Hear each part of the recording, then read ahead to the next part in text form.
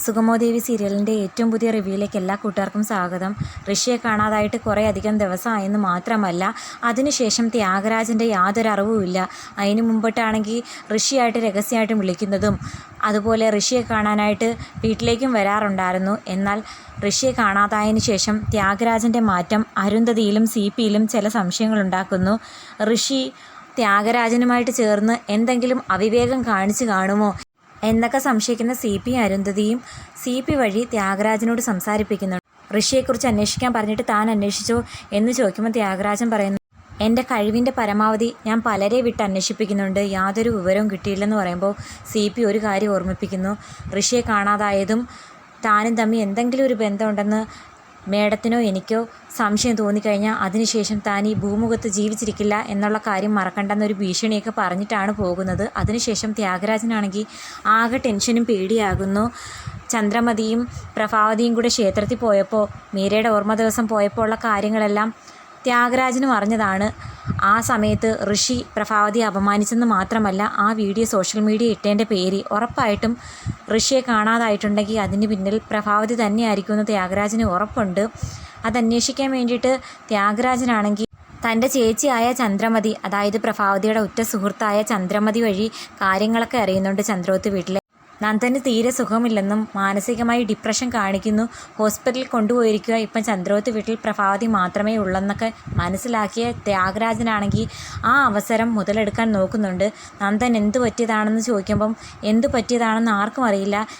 ഓഫീസിലെ വർക്കും പ്രഷറും കൊണ്ടുള്ള ഡിപ്രഷൻ ആയിരിക്കും, അതോ ഇനി പനി വന്നതിൻ്റെ ഭാഗമായിട്ടാണോ എന്നറിയില്ല. എന്തായാലും ചന്ദ്രോത്ത് വീട്ടിൽ ഒന്നൊഴിയാതെ പ്രശ്നങ്ങളാണല്ലോ എന്നൊക്കെ പറഞ്ഞ് ചന്ദ്രമതി വിഷമിക്കുന്നത് കണ്ടിട്ട് ത്യാഗരാജൻ പറയുന്നു, ചന്ദ്രോത്ത് വീട്ടിൻ്റെ അടപടലം തകരുന്നത് കണ്ടിട്ട് ഞാൻ ഈ നാട് വിട്ടുപോലും പോകൂ, അത് കാണാൻ വേണ്ടിയിട്ടാണ് ഇനിയും ഞാൻ ഇവിടെ നിൽക്കുന്നത് എന്നൊക്കെ മനസ്സിൽ വിചാരിക്കുന്നു. അപ്പോൾ ത്യാഗരാജനോട് ചന്ദ്രമതി ചോദിക്കുന്നു, നീ എന്താ മനസ്സിൽ വിചാരിക്കുന്നേ?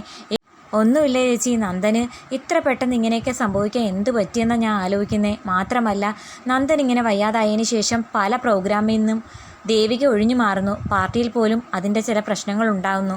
മുഖ്യമന്ത്രിക്ക് അർജൻറ്റായിട്ട് MLA കാണേണ്ട ഒരു ആവശ്യം ഉണ്ടായിരുന്നു, ആ പ്രോഗ്രാം പോലും ദേവി നിസ്സാരമായിട്ട് മാറ്റിവെച്ചു.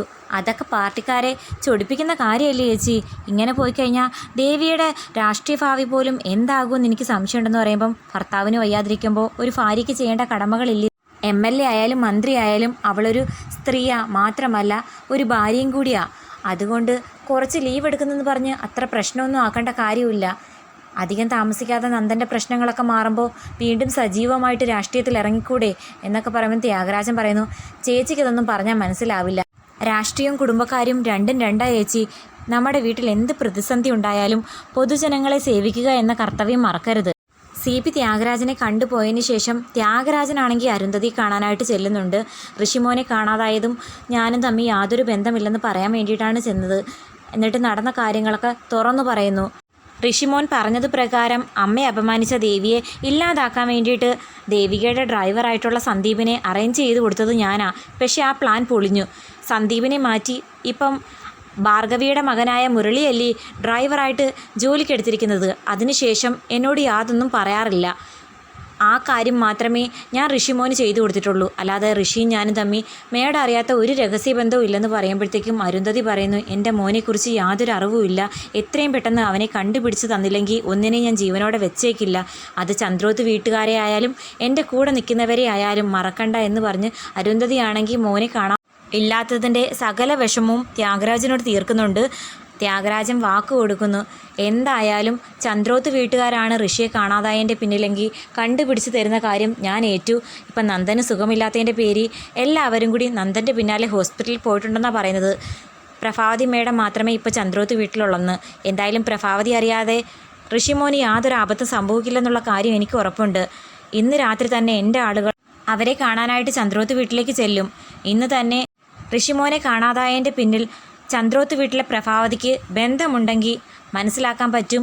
താൻ പലവട്ടം പല വാക്കും പറഞ്ഞിട്ട് ഒടുക്കം അതെല്ലാം മണ്ടത്തരത്തിലേക്ക് ചെന്ന് അവസാനിച്ചിട്ടേ ഉള്ളൂ. ഇതെങ്കിലും പറഞ്ഞതുപോലെ തന്നെ കൊണ്ട് ചെയ്യാൻ പറ്റുമെന്ന് CP ചോദിക്കുമ്പം ദേ CP എന്നെ ചുമ്മാ കളിയാക്കാനൊന്നും വരണ്ട, പറഞ്ഞതുപോലെ ഈ ത്യാഗരാജൻ നടത്തി കാണിച്ചു തന്നാൽ പോരെ എന്നും പറഞ്ഞ് വെല്ലുവിളിച്ച് പോകുന്നുണ്ട്.